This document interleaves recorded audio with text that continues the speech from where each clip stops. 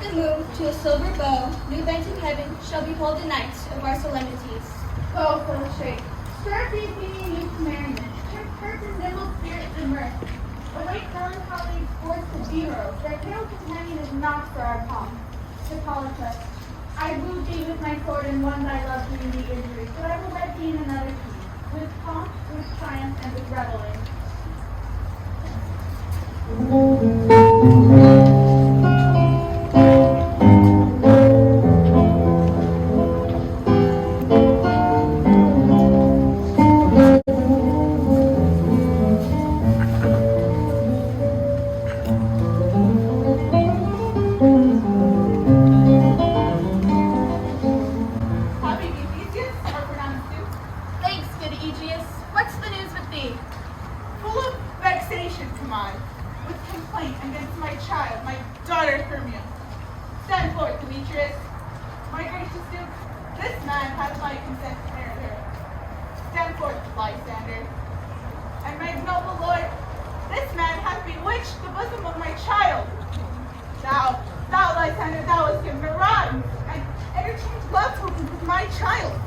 Thou hast by moonlight at her window sung with fading voices and verses of fading love, and stolen the impression of her fantasy with prisons of thy hair, rings, gauds, consights. With cunning hast thou fitched my daughter's heart, turned her obedience, which is due to me, into stubborn harshness.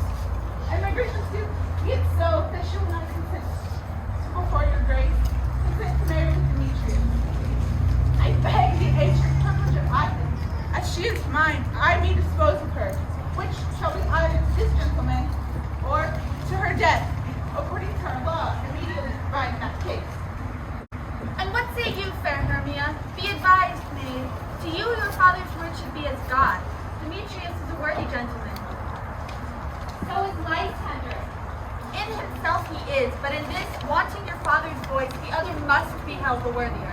And when my father looks good with my eyes, Rather your eyes must with his judgment flow. I do entreat your grace to pardon me. I know not through what power I am made to fool, or how may concern my modesty is to present to complete my thoughts, but I beseech your grace that I may know the worst that may befall of me, in this case if I refuse to wed Demetrius. Either to die the death, or to abjure forever the society of men. Therefore, fair Hermia, question your desires. Know of your youth, examine well your blood. Whether if you yield not to your father's choice, you can endure the livery of a nun, for I to be shady cloistered mute, to live a barren sisterhood all your life, changing faint hymns to a cold, fruitless moon. So like grow, so live, so die, my lord. Ere I will yield my virgin patent unto his lordship, whose unwished yoke my soul consents not to give sovereignty. Take some time for pause, and by the next new moon, the sealing day that betwixt my love and me for bond and everlasting fellowship. On that day, either prepare to die for disobedience to your father's will, or else to marry Demetrius as you would, or on Diana's altar to protest for I austerity single life. Relent, sweet Hermia, and Lysander, yield thy praise title to my certain right. You have her father's love, Demetrius. Let me have Hermia's. Do marry him. Scornful Lysander, true he hath my love, and what is mine my love shall render him, and she is mine in all my right of her. I do estate Demetrius. I am my lord, as well derived as he. As well possessed, my love is more than his. My fortunes every way as fairly ranked, if not with vantage as Demetrius's. And what is more than all these boasts can be, I am beloved of beauteous Hermia. Why should not I then prosecute my rank? Demetrius, Alabatra to his head, made love to Medar's daughter Helena, and won her soul, and she, sweet lady, devoutly dotes in idolatry upon this spotted and inconstant man. I must confess I have heard so much, and with Demetrius thought to speak thereof, but being overly full of self-affairs, my mind did lose it. But come Demetrius and come Aegeus, I have some private schooling for you both. For you, fair Hermia, look you arm yourself to fit your fancies to your father's desire, or else the law of Athens yields you up, which by no means may be extenuate, either to death or vow of single life. Come, my Hippolytus. What cheer, my love? Come with me, Aegeus and Demetrius. I must employ you in some business against our nuptial counsels and confer with you in something that nearly concerns yourself. With duty I desire to follow you.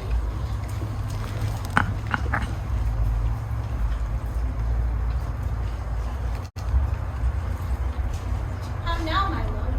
Why is your cheek so pale? You like for want of rain, which I too well could see them through the tempest of our eyes. For aught that I could ever read, could ever hear by tale or history, the course of true love never did run smooth. If then true lovers have ever been crossed, then it serves as an edict of destiny. Then let us teach our child patience because it is a customary cross, as due to love as thoughts and tears and sighs, wishes and dreams. Poor fancy scholars. A good persuasion. Therefore hear me, Henry. I have a widow aunt, a dowager of great revenue, and she hath no child. From Athens is her home, remote of 7 leagues, and she respects me as her only son. There, gentle Hermia, may I marry thee, and to this place the sharp Athenian law cannot pursue us.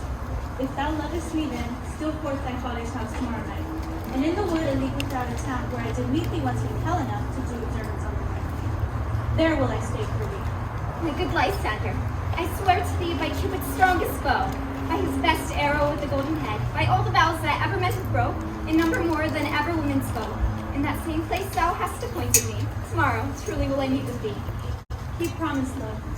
Look, here comes Helena. What speed, fair Helena, whither away? All you meet fair? That fair again unsaved. Demetrius loves your fair, oh happy fair. Your eyes are little stars, and your tongue sweet air, more tunable than lark to a shepherd's ear, and wheat is green, when hawthorn buds appear. Sickness is catching. Oh, where favor so, Hermia, yours would I catch, here I go. My ear should catch your voice, my eye your eye. My tongue should catch your tongue's sweet melody. For the world mine, Demetrius being rated, the rest I give to you to be translated. Oh, teach me how you look, and with what art you sway the motion of Demetrius' heart. I frown upon him, and he must be still. That your frowns would teach my smile such skill. I give him curses, yet he gives me love. That my prayers such affection move. The more I think, the more he follows me. The more I love, the more he hates me. Tell me, Verna, is too close to mine. None but your beauty with that fault were mine. Take comfort. He no more should see my face. Lysander and myself both lie with him. For Lysander, I beseech thee, to Athens is a paradise to me. Oh, with graces and I love to dwell, that he hath turned his heaven into a heaven. Helena, to you our minds we will unfold. Tomorrow night, when Phoebe doth behold her silver dancing on the watery ground, decking with liquid pearls the bladed grass, time and lovers fight doth still conceal. Through Athens' gates have we devised to steal. And in the woods where often you and I upon each rose bed will wont to lie, and seeing our customs of their counsels sweet, there, my Lysander and myself shall meet. And thence from Athens turn away our eyes to seek new friends and strangers' companies. Farewell, sweet playfellow, pray thou for us, and good luck, grant thee thy Demetrius. Keep word, Lysander, we must starve our sight, from lovers' food till tomorrow's eve midnight. I will, my love. Helena, listen. I do not hint to Demetrius about his name. How happy some or other son can be. In Athens I'm thought as fair as she, but what of that? Demetrius thinks not so. He will not know all of what he do know. As he errs, doting on Hermia's eyes, so do I, admiring of his qualities. Love looks not with the eyes, but with the mind, and therefore is love said to be a child, because in choice he is oft so beguiled. As waggish boys and dame themselves do forswear, till the boy love can do everywhere. Ere Demetrius looked on Hermia's eye, he held on oath that he was only mine. When hail some heat from Hermia's felt, he dissolved, in showers of oaths did melt. I will tell him of fair Hermia's flight. Then, to what he will, tomorrow night pursue her. And for this intelligence, if I have thanks, it is a dear expense, here and enrich my pains, have his sight back, thither again.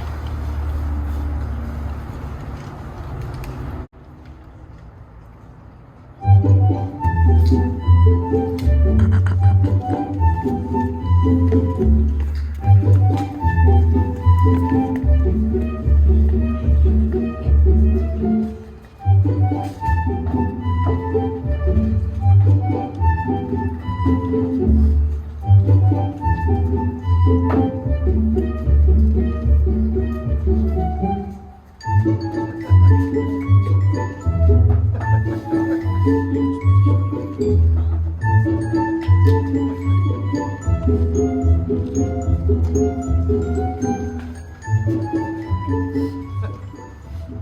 company here. You were best to call them generally, man by man, according to the script. Here is a list of every man's name which is shot there through all Athens to play her interlude before the Duke and the Duchess on his wedding day and night. First, good Peter Quince, say what the play treats on, then call forth the names of the actors, and so, Roto points. Mary, our play is the most lamentable comedy and most cruel death of pyramids and Thisbe. A very good piece of work, I assure you. And the Mary. Now, good Peter Quince, call forth the actors by the scroll. Masters, spread yourself. Enter as I call you. Nick Bottom, the weaver. Ready, name what part I'm for and proceed. You, Nick Bottom, are set down for Pyramid. And what is Pyramus? A lover or a tyrant? He's a lover that kills himself most gallantly for love. That will add some tears in the true performing of it. If I do it, let the audience look to their eyes. I will move storms. I will condole in some measure. To the rest. Well, Yet my chief humor is for a tyrant. I could play Hercules rarely, or a part to tear a cat in, to make all split. The raging rocks, the shivering shock shall break the locks of prison gates, and Phoebus' car shall shine from far, and make him mar the foolish fates.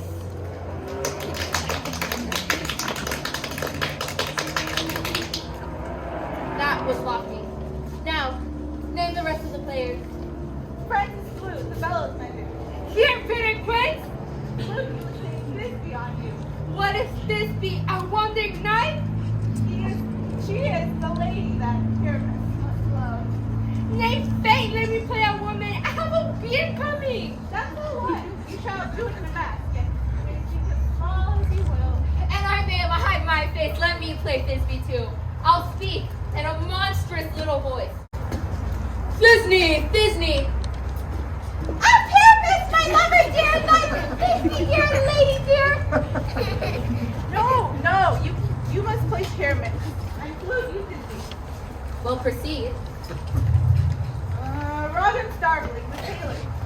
Here, Peter Quince. Robin Starveling, you must play Thisbe's mother. Tom Schnapp, the tinker. Here, Peter Quince. You, Pyramid's father. Myself, Thisbe's father. Snuck the joiner. You, the lion's part. And I hope you're the play fitted. Have you the lion's part written? If it be, give it to me, for I am slow of study. You may do it extempore, for it's nothing but roar. Oh, let me play the lion too. I will roar that I will do any man's heart good to hear me. I will roar that I will make the Duke say, let him roar again. Let him roar again. Roar! And you would do it too terribly that you would frighten the Duchess and the ladies, that they would shriek, and that would be enough to hang us all.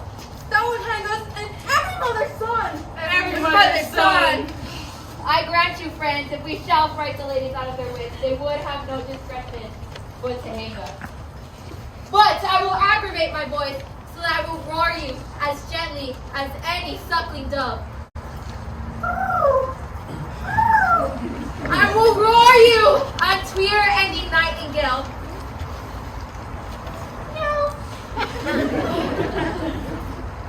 You can play no part of Pyramid, for Pyramid is a sweet-faced man, a proper man, as one may see on a summer's day, a most lovely gentleman-like man. Therefore, you must needs play Pyramid. Well, I will undertake it. What beard were I best to play in? Why, what you will. But, masters, hear your part. I am to entreat you, request you, and desire you to contact by tomorrow night, and meet me in the Palace Wood, a mile across the town, or the line. There, we will rehearse our part. For, if you meet in the city, you will meet Robin's company, and our device is known. In the meantime, I will draw the list of properties which our play wants. I pray you, fail me not. We will meet, and there we may rehearse most obscenely and courageously. Take pace, be perfect. Adieu. At the Duke's Oak we meet. And up. Cut or hold bowstring.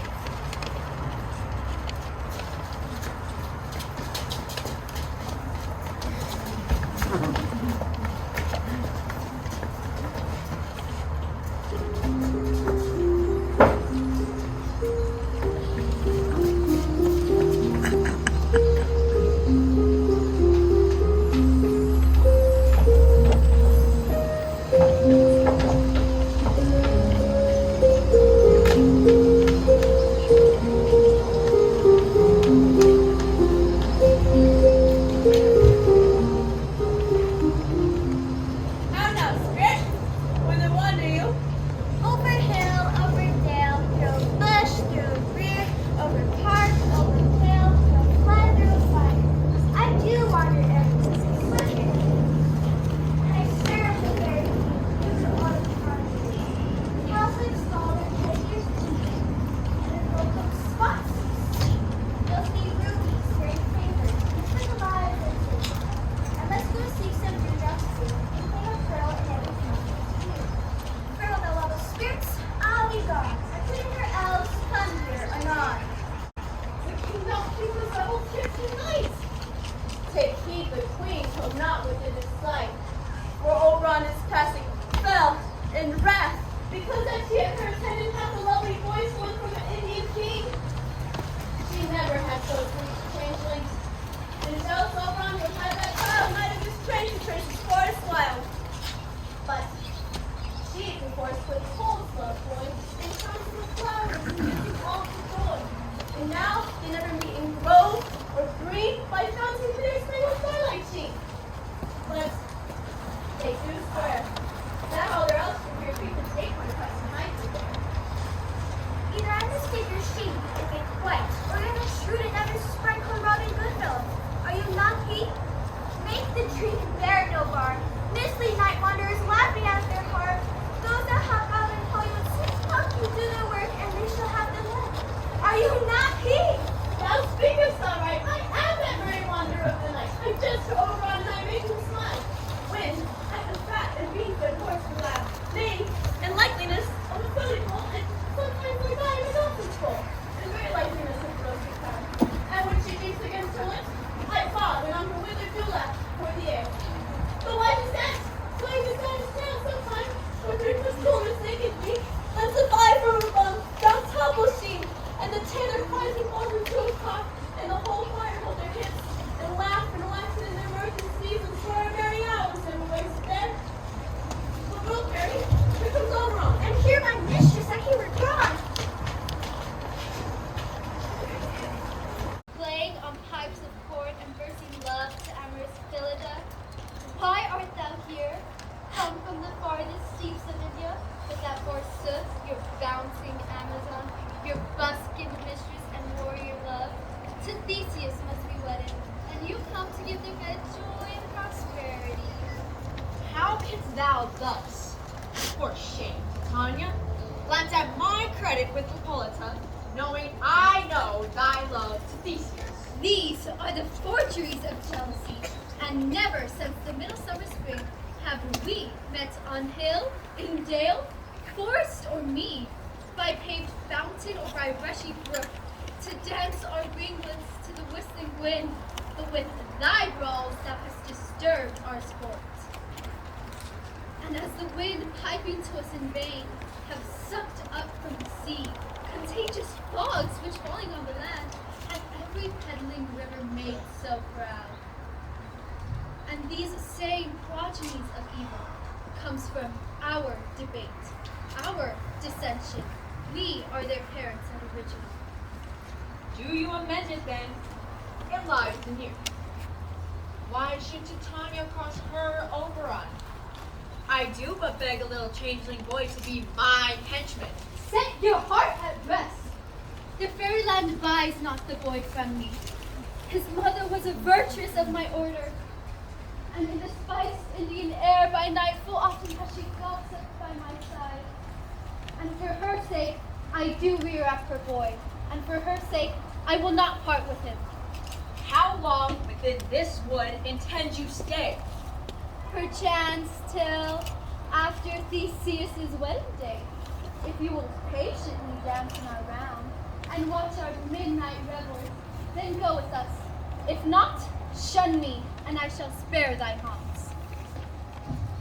me that boy, and I will go with thee. Not for thy fairy kingdom. Fairies, away. We shall try it on right if I longer stay. Well, go thy way.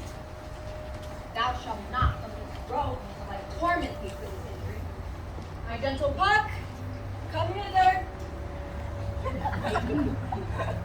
Thou rememberest, since once I sat upon a promontory, I heard a mermaid on a dolphin's back, uttering some dulcet and harmonious sound, that the rude sea grew civil to her voice, and certain stars shot from their spheres, just to hear the sea maiden's music. I remember it.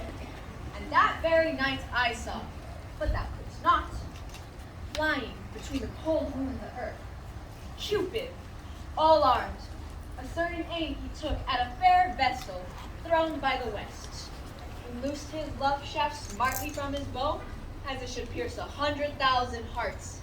Yet marked I where the bolt of Cupid fell. It fell upon a little western flower, before her milk white, now purple with love's wound. The maidens call it love in idleness. Fetch me that flower, the herb I showed thee once. The juice of it, on sleeping eyes laid, will make any man or woman madly dote upon the next live creature that it sees. Bring me that herb, and be thou here again, ere the Leviathan can swim a league. I'll put you right around about here in 40 minutes. Having once this juice, I'll watch Titania when she is asleep, and pour the liquor of it in her eyes. Then, the next thing she waking looks upon, be it bear, or lion, or wolf, a meddling monkey, or a busy ape, she shall pursue it with the soul of love. And ere I do take this charm from off her eyes, as I can do it with another herb, I'll make her render her page up to me. But who comes here? I am invisible, and shall overhear this conference. I love thee not, therefore pursue me not. Where is Lysander and fair Hermia? The one I'll slay, the other slayeth me. Thou told me they were stolen in this wood, and here am I, woods within woods, because I cannot meet with Hermia. Hence get thee gone and follow me no more. You strong, you hard-hearted adamant, and yet you draw not iron, for my heart is true as steel. Neither your power to draw, and I shall have no power to follow you. Do I entice you? Do I speak you clear? Or rather, do I not tell you plain as truth? I do not nor cannot love you. Even for that, I do love you the more. Count not too much the hatred from my spirit, for I am sick when I look on thee. And I am sick when I look not on thee. You do impeach her modesty too much.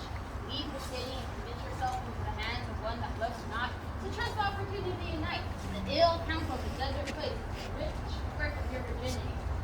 Your virtue is my privilege for that. It is not night when I do see your face. Therefore I think I am not in the night, nor doth this wood lack world's improvement. But you, in my respect, are the world. Then how can it be said that I am all alone when the world is here to look on me? I'll run from thee, and hide in the brake, and leave thee to the mercy of wild beasts. Run when you will. The story shall be changed. Apollo flies and the daphne holds a chase. The mild hind makes speed to catch the tiger, bootless speed. The cowardice pursues and valor flies. I will not say thy questions. Let me go.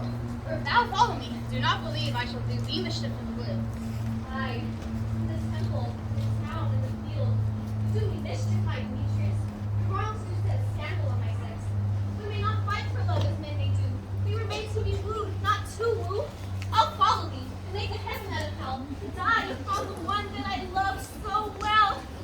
Come back! Ere he do leave this grove, thou shalt fly to him, and he shall seek thy love. Hast the flower there? Welcome, wanderer. Aye, there it is. I pray thee, give it to me.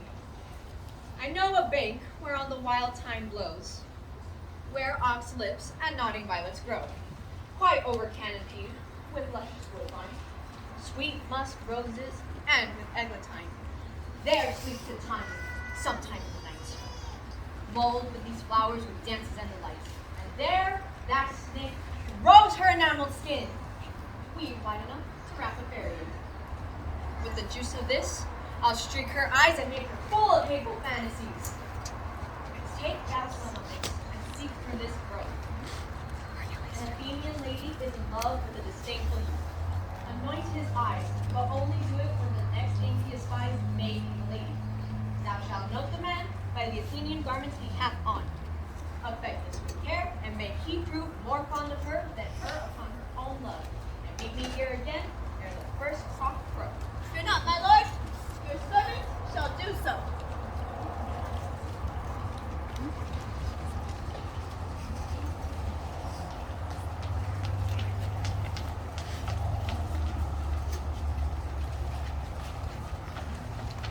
Come now, and for the first part of a minute, hence.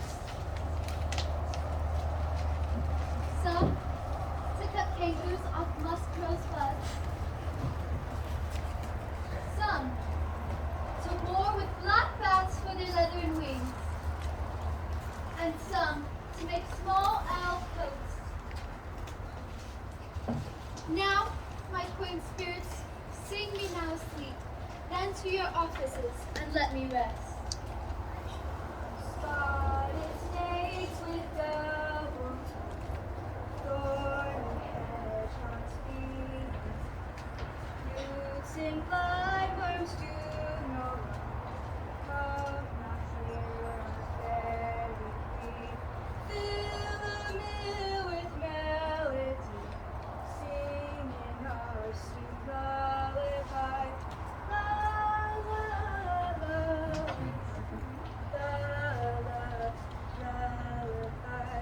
Never harm, no spell, no charm. Come, my lovely lady, night, so good night with lullaby.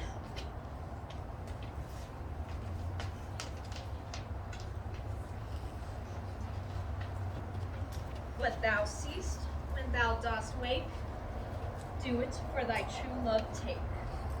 Love and languish in his sake.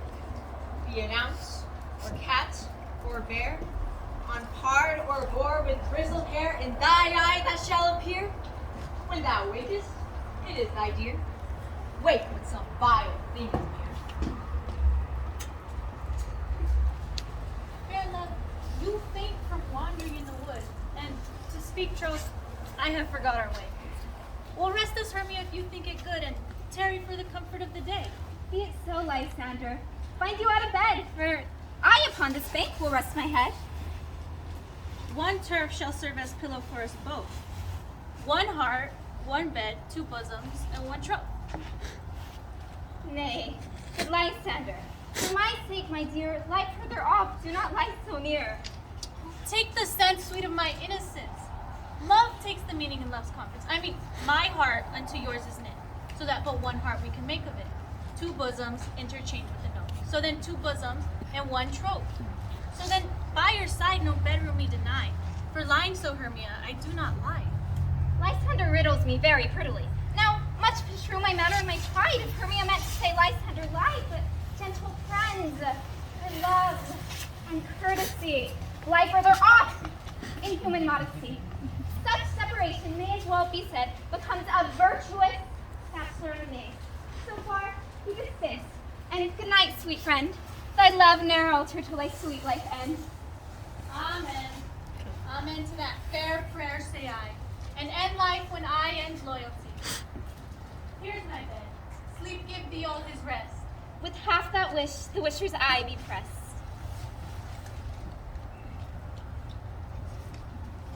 Through the forest have I gone, but it seemed and found I none.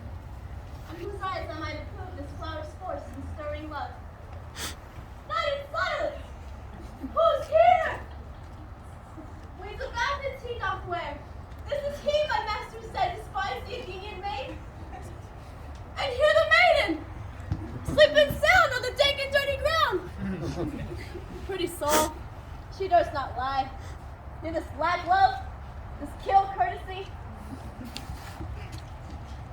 Chill upon the eyes I throw, all this power just charmed Otho.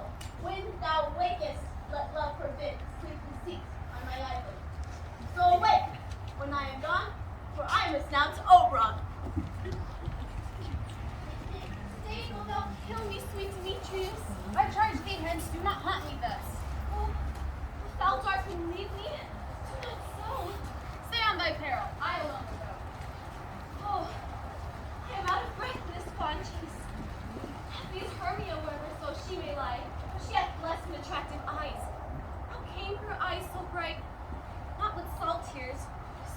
eyes are oftener washed than hers.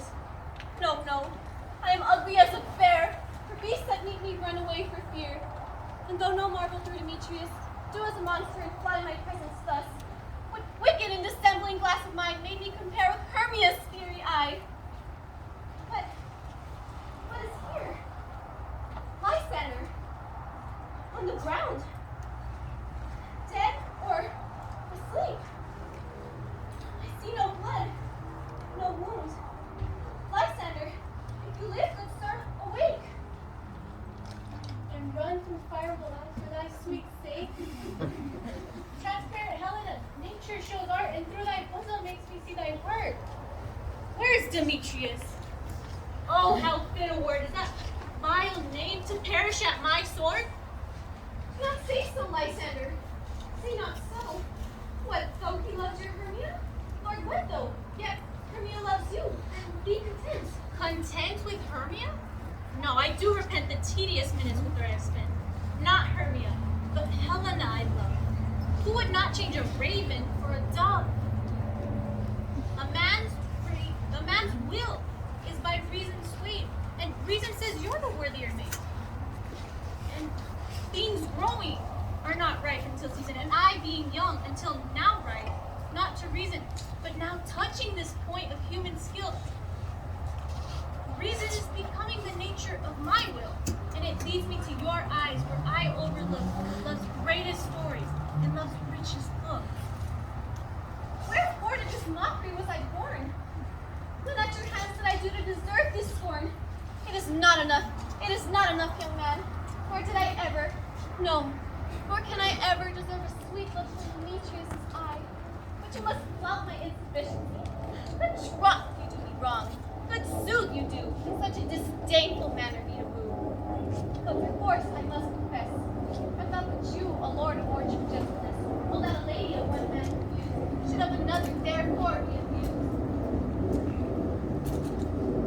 She sees not Hermia.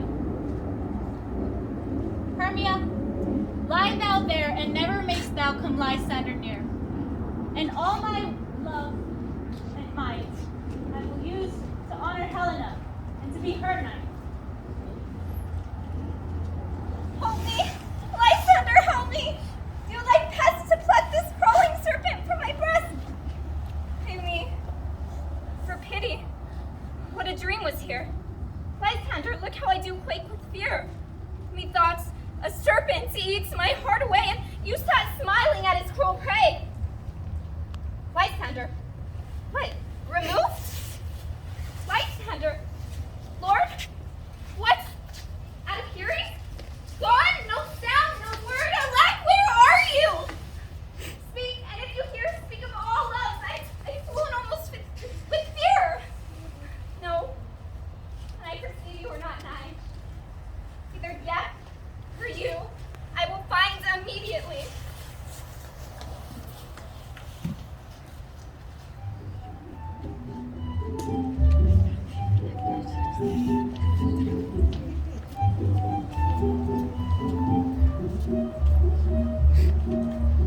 Are we all met? Hot time. Here's a marvelous convenient place for our rehearsal. This green plot shall be our stage. This hall would break our tired house, and we will do it in action as we will do it before the Duke. Peter Quince, What sayst thou, Bully Bottom? there are things in this play of Pyramus and Thisbe that will never please. First, Pyramus must draw his sword to kill himself, which the ladies cannot abide. How answer you that? Fire lady of harmless beard. I believe we must leave the filling up when all is done. Not a whit. I have a device to make all well. Write me a prologue, and let the prologue seem to say, we will do no harms with our swords, and that Pyramus is not killed indeed. And for the more better assurance, tell them that Pyramus is not Pyramus, but I, Nick Bottom, the weaver, this shall put them out of fear. Well, we will have such a prologue, and it shall be written in 8 and 6. No, make it 2 more. Let it be written in 8 and 8. Will not the ladies be afeard of the lion? I fear it. I promise you. Masters, you ought to consider with yourself to bring in. God shield us. A lion amongst the ladies is the most dreadful thing, as there is not a more fearful wild fowl than your own lion living, and we ought to look to it. Therefore, there shall be another prologue stating he is not a lion. Nay, you must name his name. And half his face must be seen through the lion's neck, and let him say thus, or to the same effect, ladies or fair ladies, I would wish you, or I would request you, I would entreat you, not to fear, not to tremble, my life or yours. If you think I come hither as a lion, it were pity of my life. No, I am no such thing. I am a man, as other men are. And there, let him name his name, and tell them plainly he's Snug the Joiner. Well, it shall be so. But there's two hard things, that is, to bring moonlight into chamber, for you know Pyramus and Thisbe did meet by moonlight. Doth the moon shine that night we play our play? A calendar! Look at the almanac! Find out moonshine! Find out moonshine! Yes, it's on shine that night. Why then, may we leave a casement of the great chamber window where we play open, so the moon may shine in. Aye, or else one must come in with a bush of thorns and a lantern and say he is to disfigure or to present the person in moonshine. Then there's another thing. We must bring a wall into the great chamber. For, you know, Pyramus and Thisbe says the story. It costs you the truth of the wall.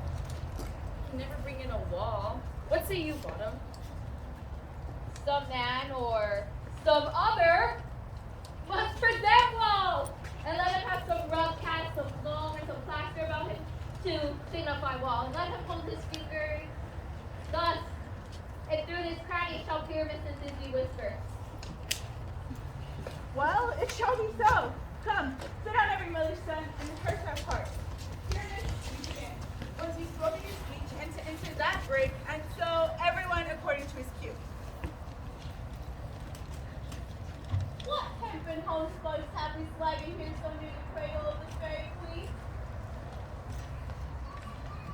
What? A place word!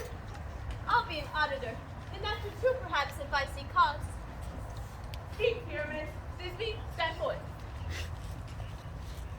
Thisbe, the flowers of odious savor sweet. Oh, doors, oh, doors. Oh, doors, savor sweet. So hath thy breath, my dearest Thisbe dear. But hark, a voice.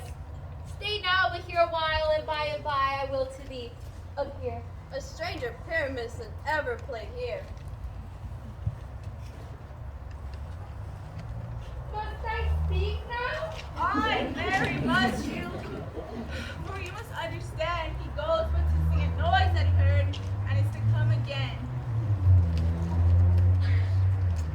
Most radiant Pyramus, most lily with a view of color like red, of color red as the red rose in the Jupiter created, most frisky juvenile and eat most lovely Jew.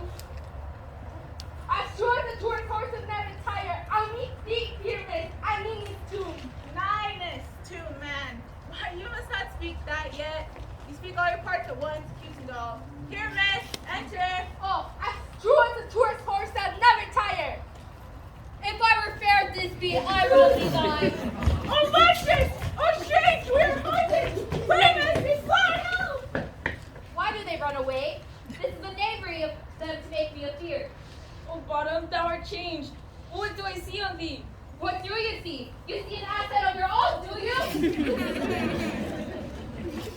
I see their knavery.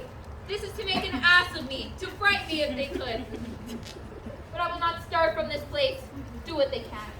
I will walk up and down here, and I will sing, so that they shall hear I am not afraid. The ass so cocked, so black of hue, with orange tawny bill, the thrush so with his nose so true, the red, the little quill. What angel waits me for my flowery bed? The finch, the sparrow, and the lark, the plain saw cuckoo gray, and not so many a man doth mark and dare not answer nay.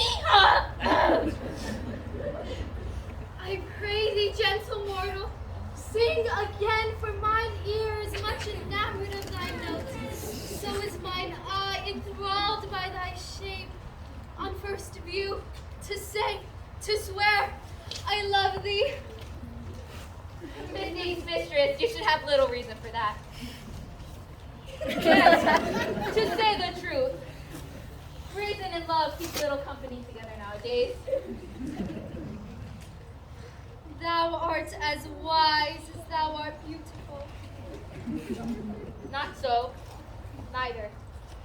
But if I have enough wit to lead this wood, I have enough to serve mine own. Out of this wood do not intend to go. Thou wilt stay whether thou wilt or no. I am no spirit of common race. The summer still doth tend upon my state, and I do love thee. So go with thee, and I will purge thy mortal grossness, and like an airy spirit grow. I will give thee fairies to attend on thee. Tea blossom, cobweb, moth, and mustard seed. Ready and die. Where shall we go? Be kind and courteous to this gentleman. Hop on his walks and gamble in his eyes. Feed him with apricots and dewberries. Honey bags steal from the humble bees. And pluck the wings from painted butterflies to fan the moonbeams from your sleeping eyes. Do him curtsies, elves. Hail mortal. Hail mortal. Hail mortal. Hail mortal. I call your worship's mercy heartily. I beseech your worship's name. Cobweb. I shall acquire of you more acquaintance, good Master Cobweb. If I cut my finger, I shall make bold with you. Your name, honest gentleman? Peas blossom. Good Master Peas Blossom. Commend me to Mrs. Squash, your mother, and Master Peas God, your father. I shall acquire you more acquaintance too. Your name, honest gentleman? Mustard seed. Good Master Mustard Seed. Your kindred hath made my eyes water ere now. I shall acquire you with more acquaintance too. The moon, methinks, looks upon with a watery eye. And when she weeps, weeps every little flower, lamenting some enforced chastity. Tie up my lover's tongue and bring him to me silently.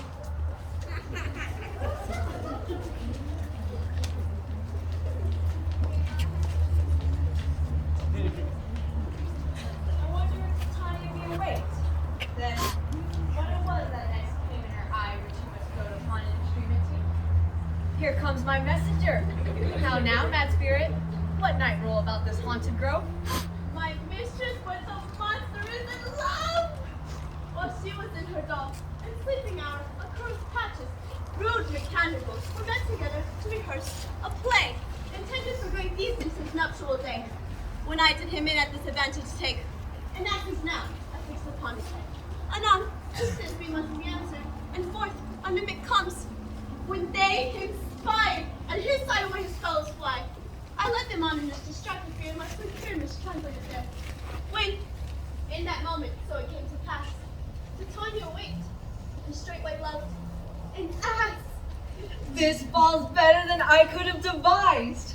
But, hast thou latched the Athenian eyes with the love potion, as I did bid thee do? I took him sleeping, that is finished too. And the Athenian women by his side, that when he waked the force, he must be I. Stand back. This is the same Athenian.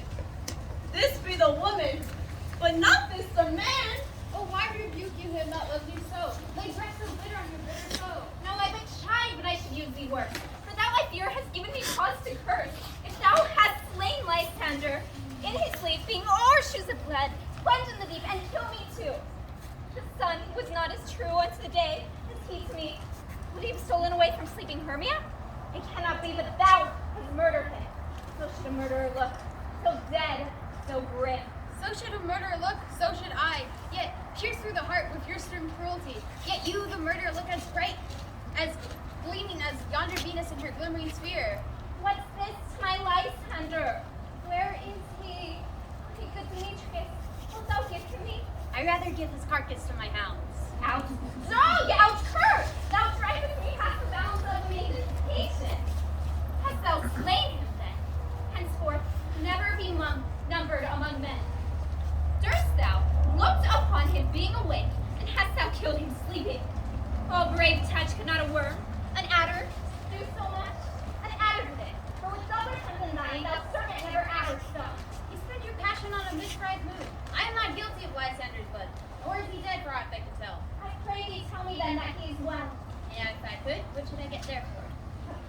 and never to see me more. And from my hated presence, hurt I so. See me no more whether he be dead or no. There is no following her in this fierce vein. Here, therefore, for a while I shall remain. What hast thou done? Thou hast mistaken quite and laid the love juice on true love's sight. Of thy misprison enforced ensue. Not a true love turned, but a false turned true. Then fate overruled that. One man holding strong, a million fail, founding oath on oath. About the wood go, swifter than the wind. Helena of Athens, look thou find. All fancy sick is she, pale from cheer, with sighs of love that cost fresh blood dear. With some illusion, see thou bring her here. I'll turn his eyes against she do appear. I go. Look how I go. Swifter than an arrow from the Tartar's bow.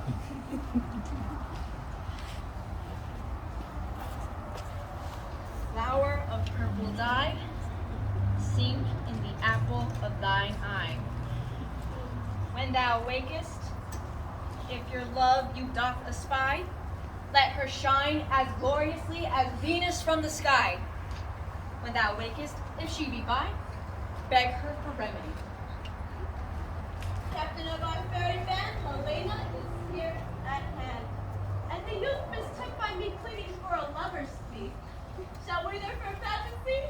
Stand aside. The noise they make will cause Demetrius to wake. Then we'll two at once for one. And those things do best please me that will fall preposterously. Why should you think that I should wound scorn? Scorn and derision never come in tears. Look, when I vow, I weep, and thou so born in their nativity, all truth appears. How should these things in me seem scorn to you? I'm bearing the badge of faith to prove them true. Do advance your cunnings more and more when truth proves true. Oh, devilish holy fray, these vows are Hermia's. Will you give her o'er? Wait oath with oath, and you will nothing weigh. Your vows to her and me put on two scales will both even weigh light as tails. I had no judgment when to her I swore, nor none in my mind. Now you give her o'er.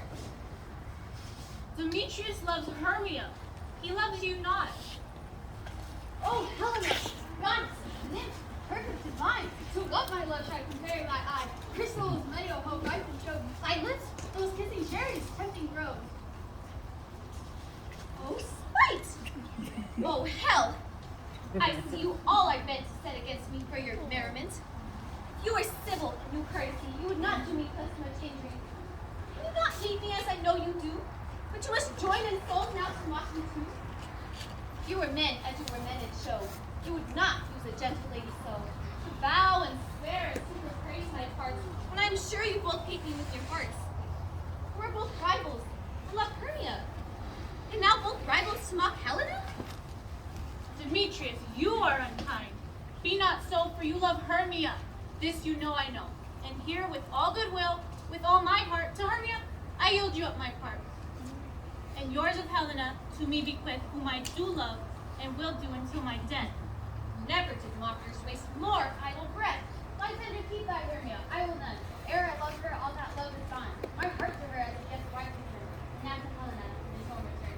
There is the name. Helena, it is not so. Whose heart to take thou dost not know. Listen with thy Sarah, thou shalt pay for it dear. Look where thy love comes, yonder is thy dear. Dark night, by which the eye his function takes, the ear more quick of apprehension makes. Thou art not by mine eye. Lysander, hound, mine ear, I take it, brought me to thy sound, but why unkindly didst thou leave me so? Why should he stay whom love doth press to go? What love could press Lysander from my side? Lysander's love that would not let him by. Fair Helena, who more involves the night than all yon fiery orbs and eyes of light. Why speakest thou me? Could this not make me know that hate I bear for thee made me leave thee so? You speak not as you think, it cannot be. Oh, She is one of this confederacy. Now I perceive they have conjoined all three to fashion this false sport in spite of me. Injurious Hermia, most ungrateful maid, have you conspired? Have you contrived with these men to join in scorning your poor friend? 'Tis not friendly, 'tis not maidenly. Our sex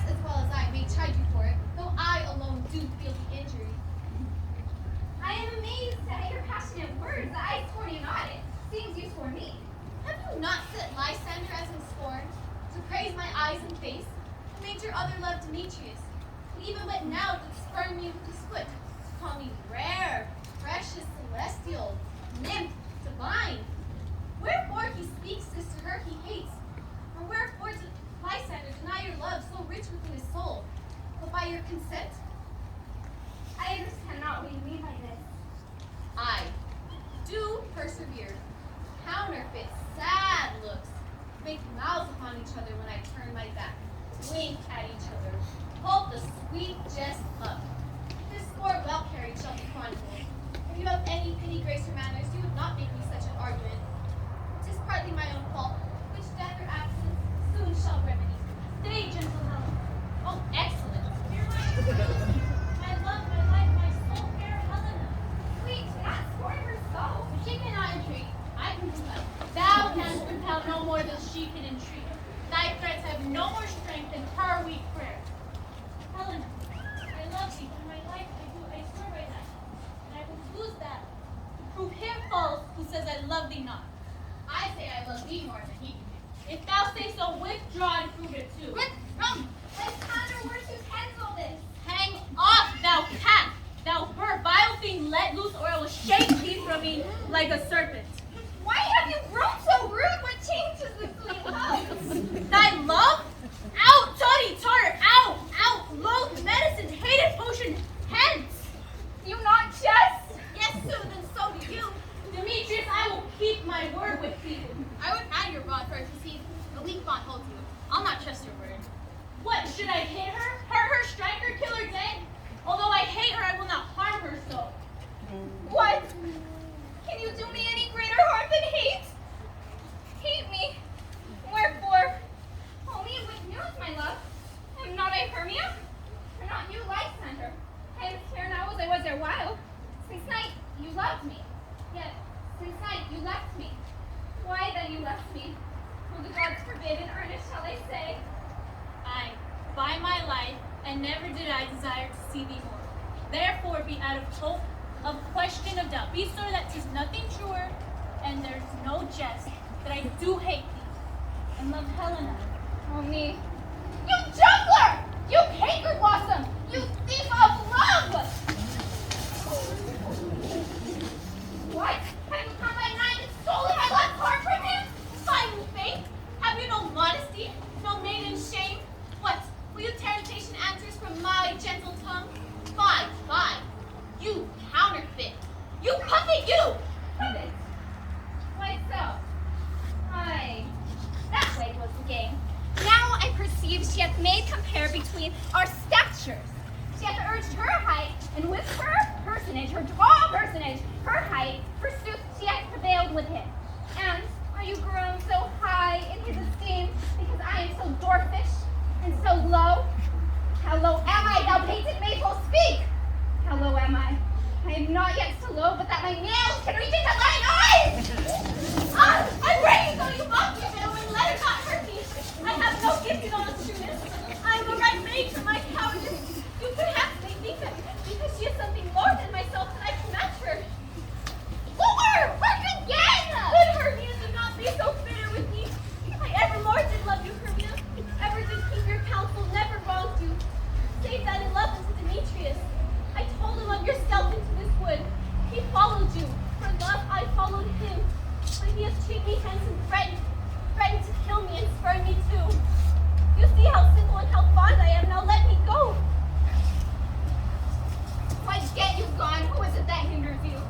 Foolish heart that I leave here behind. What, with Lysander? With Demetrius. Be not afraid, love. She shall not harm thee. No, sir, she shall not, though you do take her part. Oh, she is angry, she is clean and shrewd. She was a vixen when we went to school. And though she be little, she is fierce. Little again, nothing but low and little. Why will you suffer her to flout me thus? Let me come to her. Get you gone, you dwarf! You fiend, you acorn, you! Here's your words on her behalf. Let her alone. Speak not of Helena. Take not her part.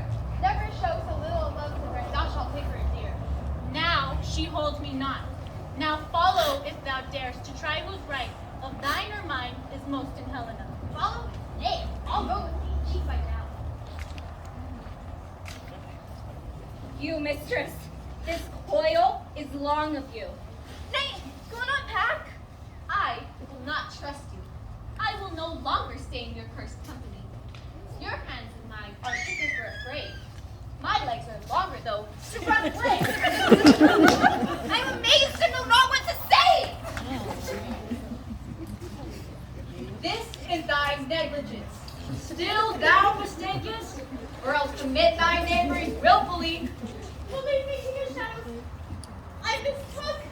Did you not tell me I should know the man based on the Athenian garments he had on? And so far blameless proves my enterprise that I have anointed in Athenian's eyes. And so far am I glad it did so short, for this their janking I eschew sport. Thou seest they seek a place to fight. I, therefore, Robin, overcast the night. The starry welkin will cover thou anon with drooping fog, black as Acheron. Lead these testy rivals so astray as to one not come in within another's way, till o'er their brow death counterfeiting sleep. Crush this herb in Lysander's eye. When they next wake, all this derision will appear a dream and fruitless vision. While I, in this affair, employ thee, I will to my queen request her changeling child.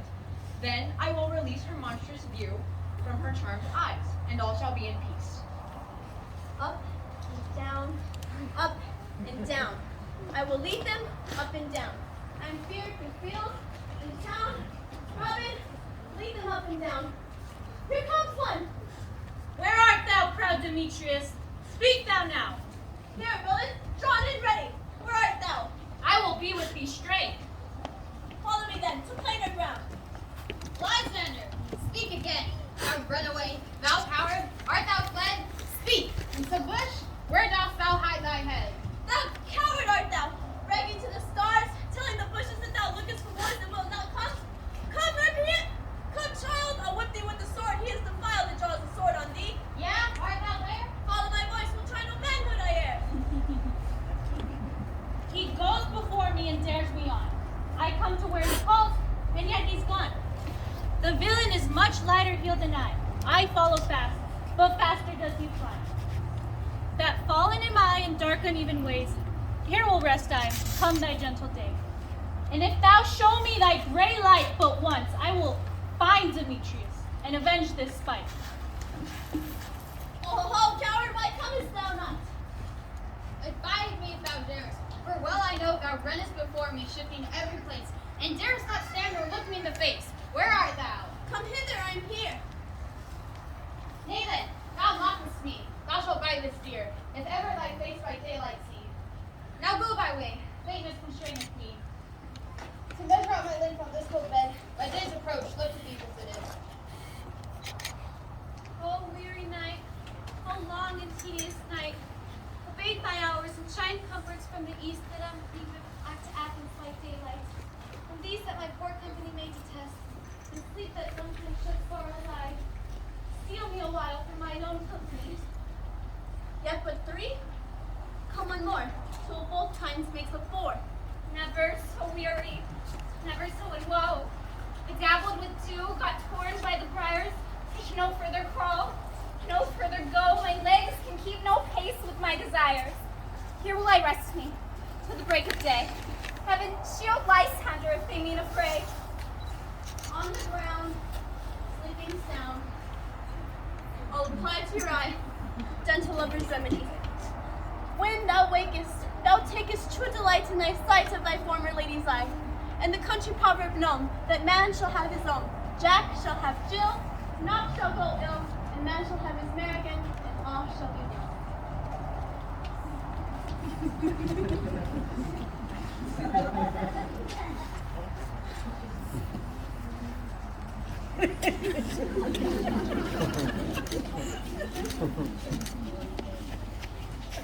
Come, sit thee down upon this flowery bed, while my cheeks do amorably coy, and to kiss thy fair large ears. Where's Peas Blossom? Ready? Scratch my head, Peas Blossom. Where's Monsieur Cobweb? Here! weapons in your hand and kill me a red hip humblebee on top of the thistle. And, monsieur, bring me the honey bag. Do not fret yourself too much in the action, monsieur. And have a care that the bag break not. I would loathe to have you overflow with the honey bag, senor. Where is Monsieur Mustard Seed? Here. Give me your hand, Monsieur Mustard Seed. I pray you, leave your curtsy. What's your will? Nothing but to help Cavalieri Cobweb to scratch. I must to the barbers. I'm marvelously hairy about the face. And I'm such a tender ass that if my hair just looks at me, I must scratch. What's with thou hearest the music that I love? I have a reasonable good-eared music. Let us have the tongues and the bones. What thou desirest to eat? I would rather have a handful of your good dry oats, but methinks I have a desire to a bottle of hay. Good hay, sweet hay, hath no fellow. I have a virtuous fairy that shall find the squirrel cord and fend thee new nuts. I'd rather have a handful or two of dried peas, but I pray you, let none of your people stir me. I have an exposition of sleep come upon me. Sleep, thy love, and I will wind thee in my arms. I do love thee, and I do dote on thee.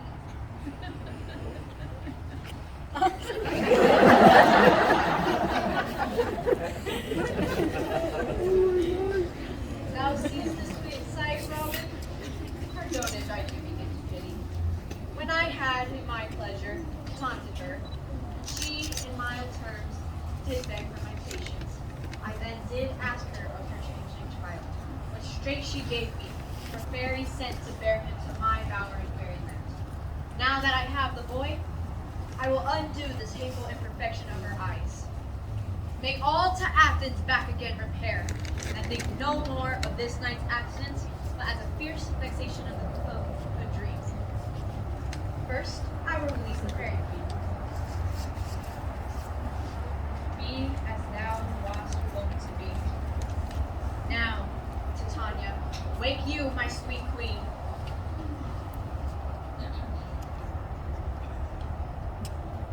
My Oberon, what has come to pass? Methought I was enamored of an ass. There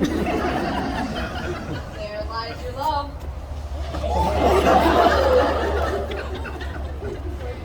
Oberon.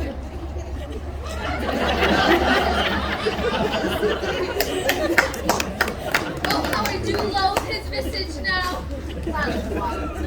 Robin, take off his head. Tanya, music hall. Strike more dead than common sleep than these 5 cents. Music hall, music such as charming sleep.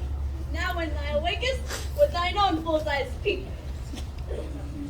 My queen, take hands with me, and rock this ground whereon these sleepers be.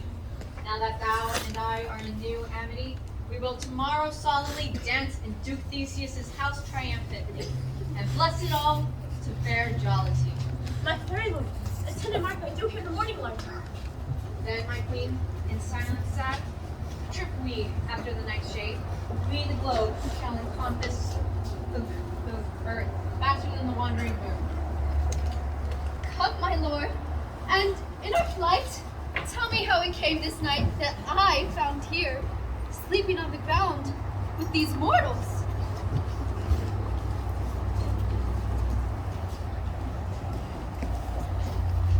Go, Philostrate, find out the forester. My love shall hear the music of my hounds.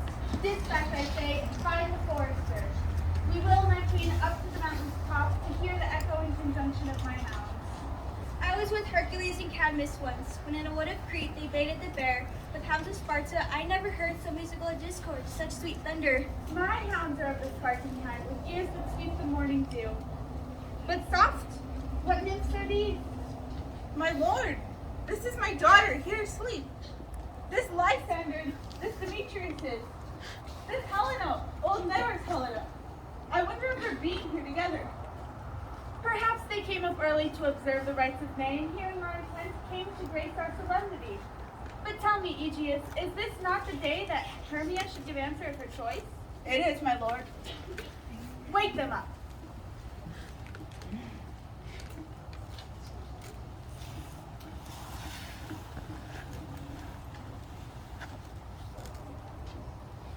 Good morrow, friends. St. Valentine is past. Pardon, my lord. I pray you all stand up. I know you two are rival enemies. Tell me, how comes this gentle concord in the world that hates and sleep by hate and fear no enmity? My lord, I shall reply amazingly. Half sleep, half waking, as of yet, I cannot truly say how I came here. But as I think, so truly would I speak. And now I do think it be.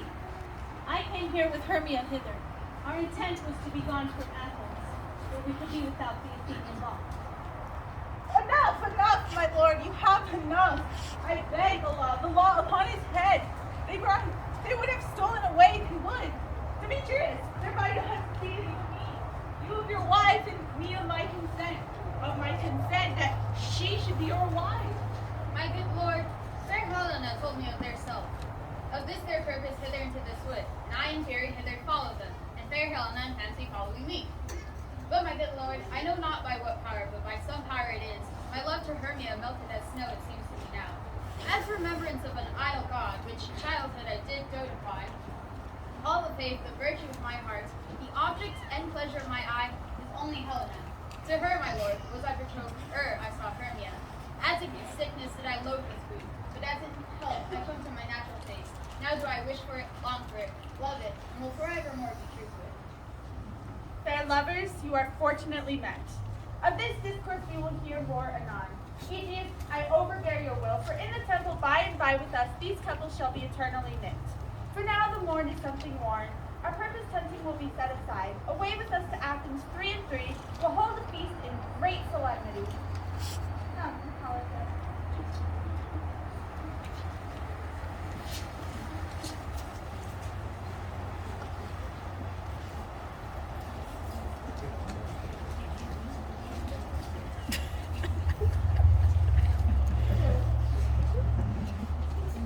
When my cue calls, call me and I'll answer.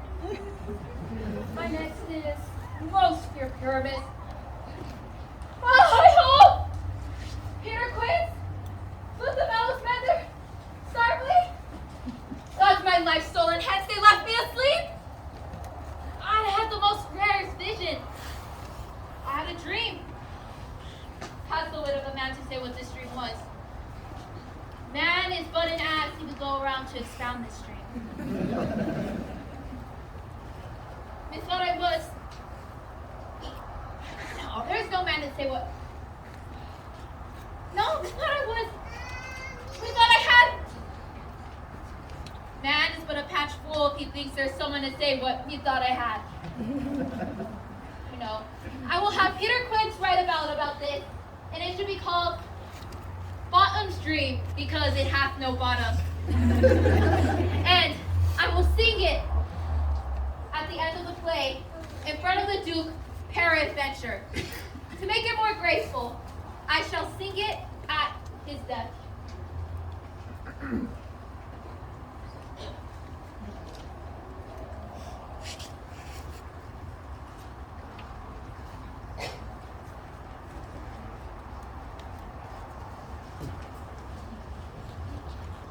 Have you sent to Bottom's house? Has he come home yet? He is not heard of. Doubt he is transported. If he comes not to the place where it do not go forward, does it? It is not possible. You have not a man in all Athens able to discharge pyramids, but he... No, he simply has the best wit of any handicraftsman in Athens. Yeah, and he's their paramour, for sweet voice. Paragon? You must say Paragon. You must say Paragon. Paramours, God forbid us. I think of not. Masters, the Duke is coming from the temple. With 2 or 3 more ladies were married. If our spur would have gone forward, we would all been made men. Oh, sweet Billy Bottom. That he had lost 6 pence in his life. He could not have saved 6 pence, and the Duke had not given him 6 pence for playing pyramids. Oh, he hanged. He will have to serve 6 pence in pyramids or nothing. Where are these lads? Where are these hearts?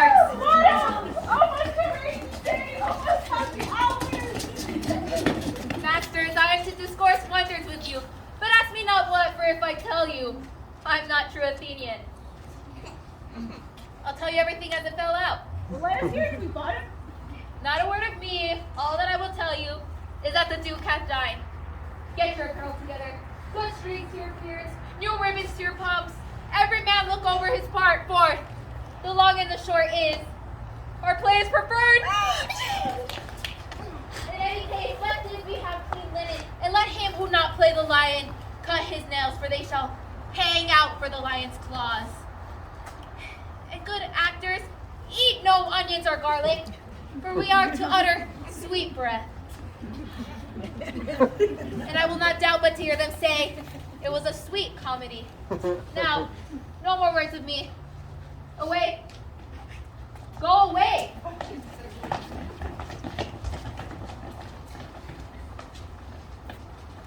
Tis strange, my Theseus, what these lovers speak of. More strange than true.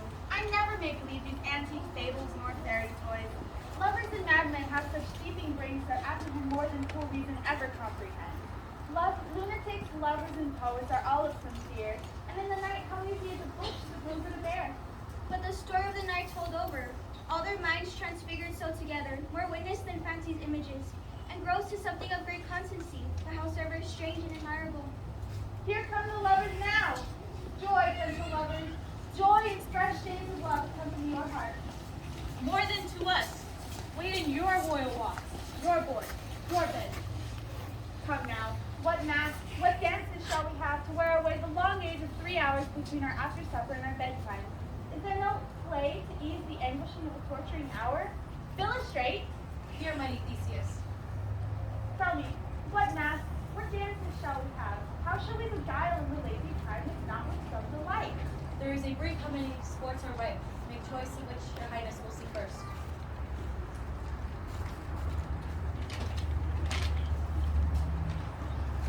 The battle of the centaurs to be sung by an Athenian knight to the heart. Well, none of that I have told my love in the great Spartan Hercules. The riot of our tipsy bacchanals, tearing the Thracian singer in their rage. That is an old device, and it was done when I from Thebes came last a conqueror. The tedious brief scene of young Tyrannus and his love is very tragical. Tedious and brief, tragical in mirth, that is hot ice and wonder strange smell. Tell me, how shall we find a conqueror of this discord? A play there is, my lord, some 10 words long, just as brief as I have known a play. But by 10 words, my lord, it is too long, which makes it tedious. For in all the play, not one word is apt one player fitting, and tragical, my lord, it is. For Paramus therein doth kill himself, which when I saw rehearsed, I must confess, made mine eyes water. But more merry tears, the passion of loud laughter, never shed. Where are they that do play? Hard-handed men that work in Athens here, which have never labored their minds till now, and now have toiled with their unrest memories from the same play against your nuptial. And we will hear it. No, my noble lord, it is not for use. I have heard it all. It is nothing, nothing in the world, unless you can find sport in their intakes, extremely stretched and haunted with pain to do you service. We will hear that play. Remember anything to be in it from simple and being tender. So, bring them in, and take your places, ladies. I love not to see wretched is so charged, and in his duty is perishing. Why, gentle feet, you shall see no such thing. He says they can do nothing of this kind. The kind are we to give them thanks for nothing. Our sport will be to take what they mistake, and what poor duty cannot do, noble respect takes in might, not merit. Where I have come, many clerks have purposed to greet me with premeditated welcome, throttle with practiced accents and fear, and in conclusion dumbly disrobed off not paying me welcome. Trust me, sweet, out of this I would kick a welcome.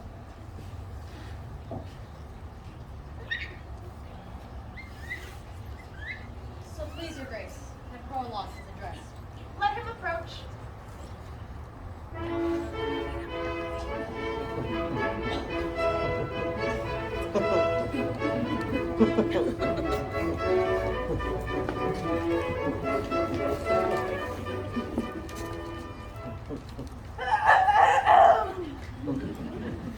If we offend, it is with our goodwill that you should think we come not to offend, but with to show our simple skill. That is the true beginning of our end. Consider then, we come but in despite. We do not come as minding to content you. Our true intent is all for your delight. We are not here that you should hear or repent you.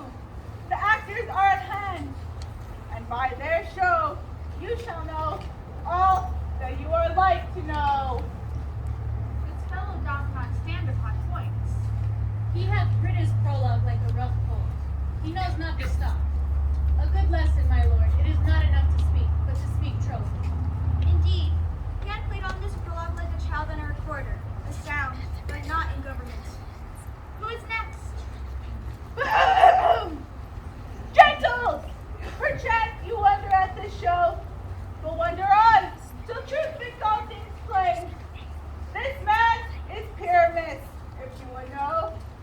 This beauteous lady, this be is certain. This man, with live and rough cast, doth possess walls, that YWLA which gives these lovers thunder.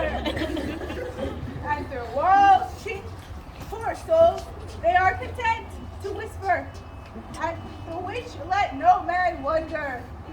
This man with lantern, dog, and bush of thorn presenteth moonshine. For if you know, by moonshine that these lovers think no scorn. To meet at Niamh's tomb, there to woo. This grisly beast, which lion hides the trusty this beast coming first by night, did scare away, or rather did affright.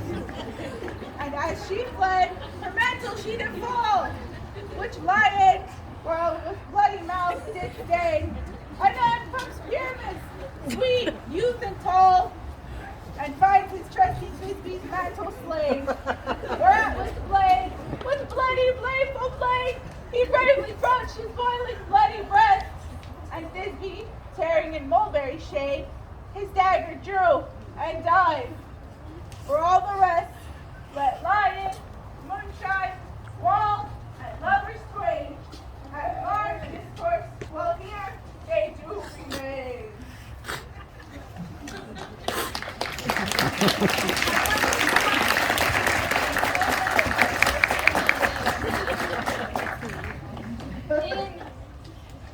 In this same interlude, it doth befall that I, once not by name, present a wall, and such a wall as I would not think, having a cranny, hole, or chink, through which the lovers, Pyramus and Thisbe, did whisper often very secretly, this loam, this rough cast, this stone, doth show that I am that same wall. Truth is so.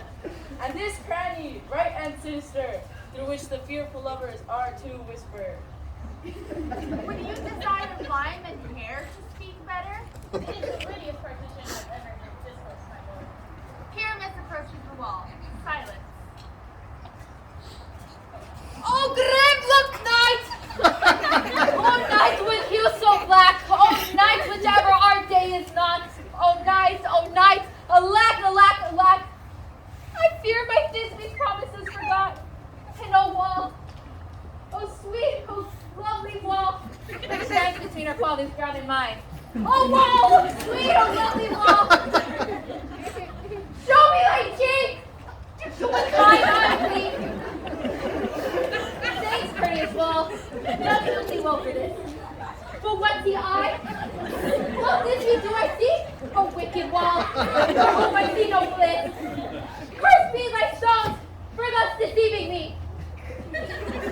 All methinks being sensible should curse again. Oh, no, sir, deceiving me is Thisbe's cue. She says me now and I should fire through the wall. You're to see things are full tight as I told you. Yonder she comes. Oh, wall! What often the hermit moans for putting my fair Pyramus and me, my cherry lips, often kiss thy stones with hair, and wrapped it up in me. I see a voice. I must to the chink. I can see my Thisbe's face.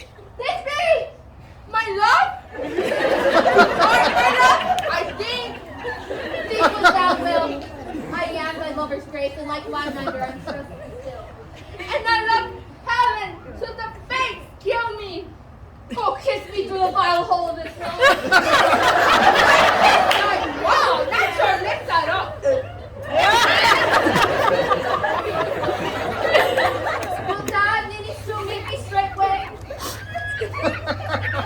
Tight life, tight death, I come without delay. And thus my heart wall. And see the way wall doth go.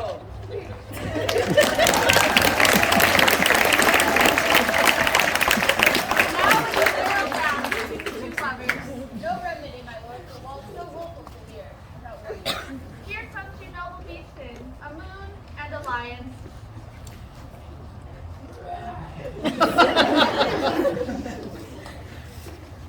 You, ladies, you, whose gentle hearts do fear the smallest monstrous mouse that creeps on the floor, may now, perchance, both quake and tremble here, in the lighter of your wild rage doth roar. Then know that I, am a lion foe, nor else no lion's down. And as a lion come in stride, sweet pity of my life! A very gentle beast and of good conscience. Let us listen to the moon. This lanthorn doth the horned moon present. We should have warned the horns of This lanthorn doth the horned moon present. I, myself the man in the moon, who seem to be. This is the greatest mistake of them all. They should have put the man into the lantern. How else is the man in the moon? All that I have to say is to tell you that the lantern is the moon. Myself the man in the moon. This thorn bush, my thorn bush. This dog, my dog. Why, all these should be the lanterns for all these in the room. Besides, here goes this gate. This is all Nina's tomb. Where is my love?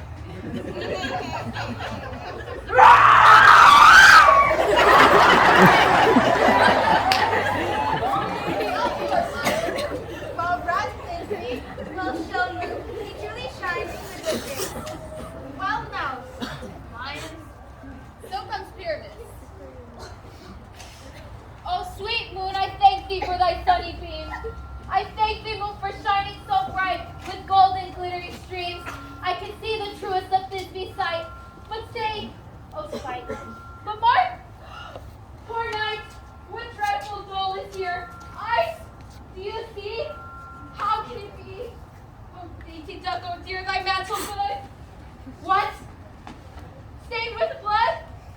Approach, ye eerie spell. Fate! Come, thread and throat. Run, quail, rush and conclude and quail. This passion and the death of a dear friend would go near to make a man look sad. Eschew my heart, but I pity the men. Oh, wherefore nature did thou slay his frame? We here deflowered, my dear. Who was the fairest babe? That love, that light, that look with cheer. Come, tears, confound.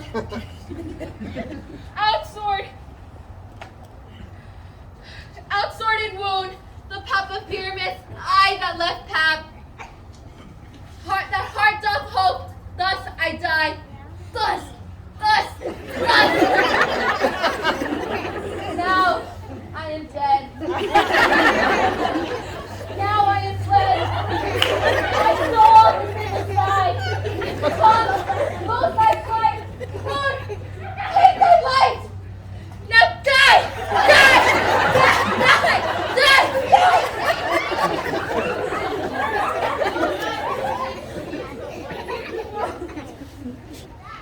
Here she comes. She will find him by starlight, and her passion ends the play. Asleep, my love. Not dead, my dove. Speak! Speak, my dove. Dead? Dead? A two must cover thy sweet. This living lips, this shame nose, this rose cheeks are gone, are gone. Lovers made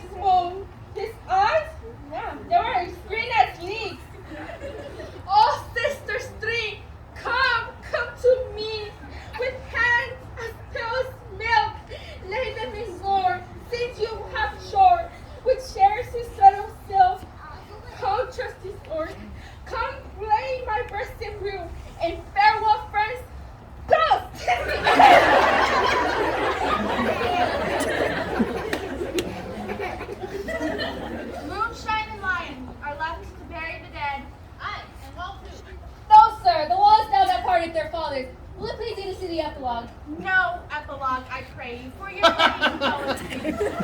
Never excuse. For when all the players are dead, there need none to be blamed.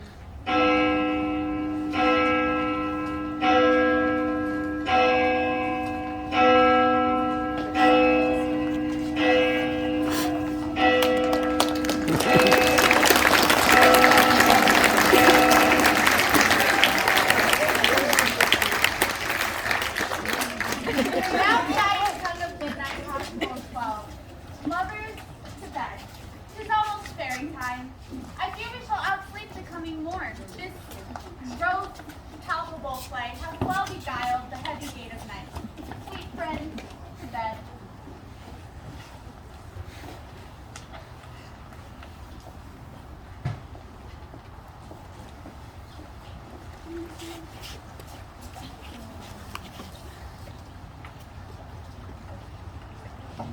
And so the hungry lion roars, and the wolf behowls the moon, whilst the heavy plowman snores with weary tasks forgot. Now it is time of night, and we fairies that do run now frolic.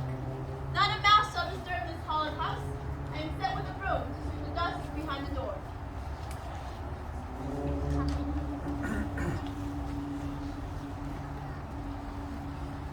Through the house give glimmering lights by dead or drowsy fire. Every elf and fairy sprite hop as light as bird from brier. And this ditty, after me, sing and dance it trippingly. First rehearse your song by rote, every word a warbling note. Hand in hand with fairy grace, we will sing and bless this place.